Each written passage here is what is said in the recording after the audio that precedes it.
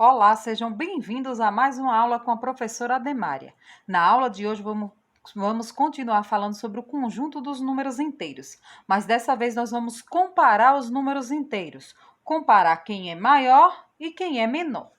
Temos aqui esse exemplo. Usando os símbolos maior ou menor, compare os números inteiros. Primeira dica: você não precisa saber o nome, quem é o maior e quem é o menor. O que você precisa saber é a abertura sempre fica virada para o número maior. A abertura sempre fica virada para o número maior. Segunda dica: pense na reta numérica.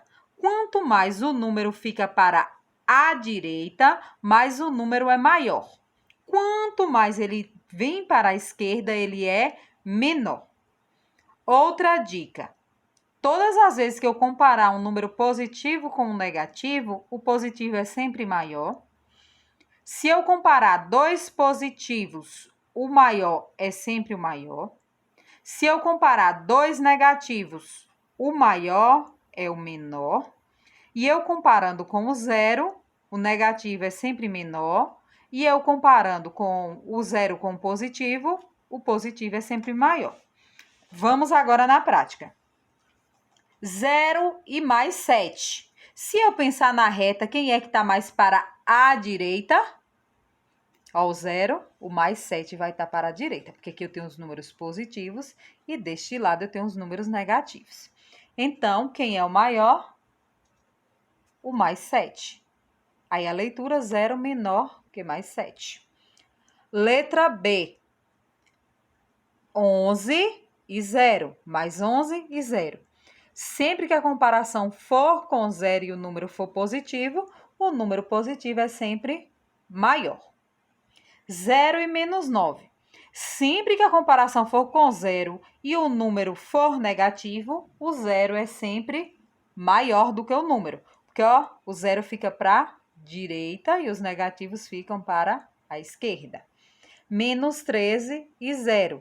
Vale a mesma dica. O 0 é maior. Mais 2 e menos 19. Todas as vezes que eu tenho um positivo e um negativo, o maior é sempre o positivo. Menos 30 e mais 6. Negativo e positivo. O maior é sempre o positivo. Dois números positivos. O maior é sempre o maior. Então, nesse caso, o mais 20. Dois números negativos, menos 11 e menos 30. O maior é sempre o menor quando os dois são negativos.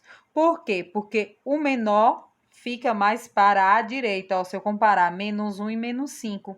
Quem está mais para a direita? Menos 1. Por isso, os menores são sempre maiores, porque eles estão mais para a direita.